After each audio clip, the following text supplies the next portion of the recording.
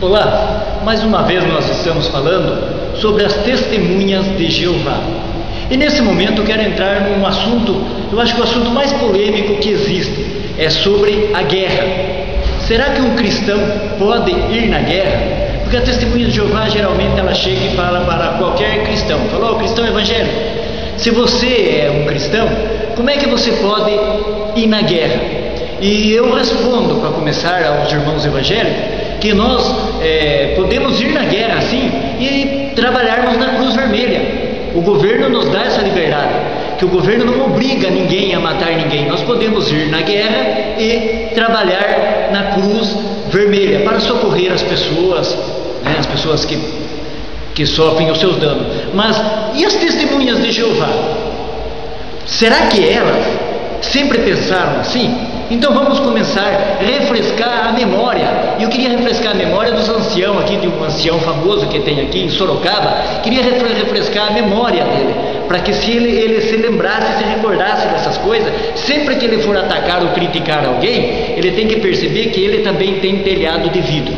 Então vamos lá, o Anuário de 1991, página 166.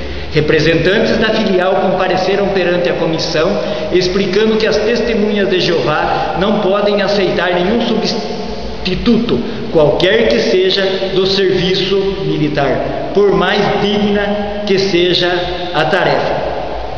Então reparem que o representante de filial foram falar em nome de todas as testemunhas de Jeová. Isso deixa claro que não é decisão conscienciosa de cada um, e sim dos dirigentes da torre de vigia, lá do corpo governante. O anuário prossegue. Queria saber se concordaríamos em nos empenhar no ministério de casa em casa de tempo integral dentro da nossa própria congregação, por certo período, correspondendo ao serviço compulsório. Ao relatar isto às autoridades como substituto, os irmãos explicaram que nosso serviço a Deus nunca pode ser compulsório ou em questão do Estado.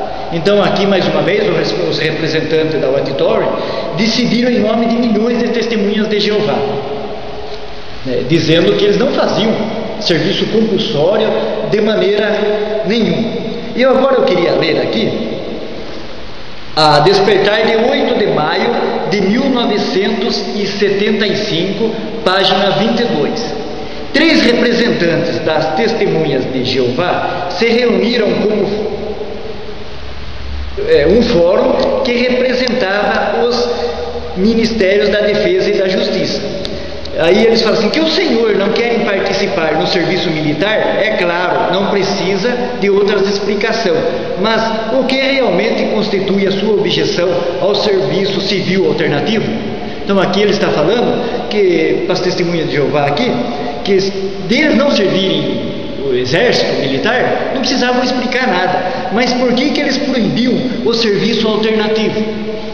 Aí as testemunhas de Jeová explicaram que não se tratava de serem elas opostas ao serviço civil como tal, mas antes de ser uma questão estrita de neutralidade, por conseguinte, qualquer trabalho que fosse simples substituto para o serviço militar não seria aceitável às testemunhas de Jeová. Então aqui eles estão falando que qualquer serviço que fosse substituto do serviço militar, as testemunhas de Jeová não aceitariam. Outras perguntas circunscreveram ainda mais a questão. Quando a pessoa objeta ao serviço militar, declararam os agentes do governo, passa da jurisdição militar para a jurisdição civil, e desse momento em diante não tem mais nada a ver com os militares. Por que então ainda é objetável aceitar tal serviço civil? Aceitar voluntariamente tal trabalho é objetável ao cristão. Aí eles falaram, porque o representante do Estado falaram, vocês não precisam explicar nada para a gente, não tem problema, vocês aceitem o serviço civil, sendo que não tem nada a ver com servir o exército, Daí eles responderam que aceitar voluntariamente tal trabalho é objetável ao cristão, devido ao que a lei de Deus fala sobre o assunto. Vós fostes comprado por um preço, parai de vos tornardes escravos de homens. Então eles estavam falando aqui que eles não aceitavam o serviço civil porque eles não eram escravos de homens. E eu pergunto agora, o ancião de Sorocaba, Agora você está aceitando o serviço civil, o que que é? Você aceitou ser escravo de homens agora? Ou você não tem escolha? Se você não aceitar, você é expulso. E ainda com efeito, dessa forma, se tornaria parte do mundo, ao invés de manter-se separado do mundo como Jesus ordenou. Ainda usou textos para dizer que se aceitasse o serviço civil, ia fazer parte do mundo. E também nós vemos que o livro Unidos na Oração de Deus, que as Testemunhas de Jeová têm, na página 167, também diz sobre esse assunto. Leiam na sua casa aí, que vocês vão ver que aqui mesmo o resultado tem sido assim como disse Jesus: porque não fazeis parte do mundo, o mundo vos odeia. João 15:19. Muitas das testemunhas de Jeová foram encarceradas por não quererem violar sua neutralidade cristã. Algumas foram tratadas com brutalidade, mesmo a ponto de serem mortas. Outras continuaram a mostrar sua neutralidade durante a prisão. Então nós vemos que aí o corpo, eu prefiro chamar de desgovernante do que governante, porque na realidade isso é um perigo. Aqui nós não estamos falando de uma luz nova, são vidas de pessoas que foram colocadas, pessoas que sofreram, que foram presas por não aceitarem o serviço civil, porque o serviço civil ele era proibido pelos homens do corpo governante. Você está entendendo, ancião? Você era proibido.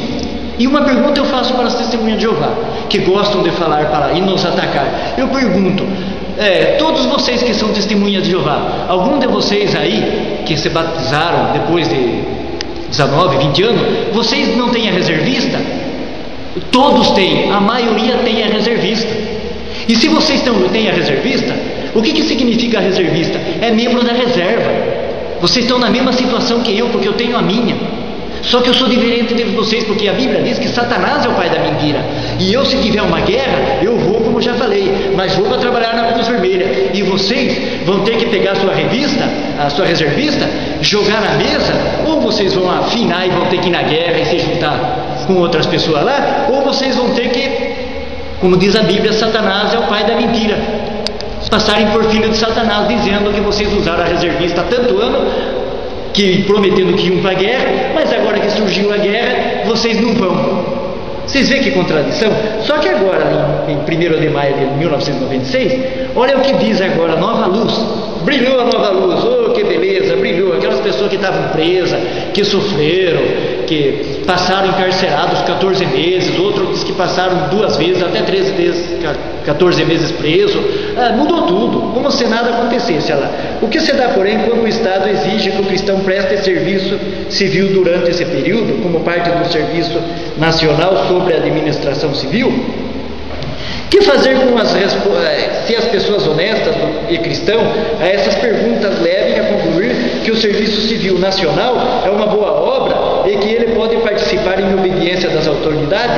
Aqui mudou. Agora aqui, na Sentinela de 1º de maio de 1996, página 19 e 20, diz que pode-se fazer o serviço civil. Vocês notaram que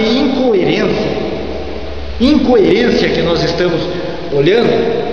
Eu tenho aqui uma aqui que é também a Sentinela de 15 de agosto de 1998. Olha só que beleza, que beleza. Quem ouve isso daqui, olha só o que está escrito aí. No passado, algumas testemunhas de Jeová sofreram por ter negado a participar numa atividade que a sua consciência agora talvez permita. Como que a consciência talvez permita? Não é a sua consciência, a consciência do corpo governante permite, porque ele liberava. Por exemplo, isso talvez tivesse a ver com a sua escolha anos antes de certo tipo de serviço civil.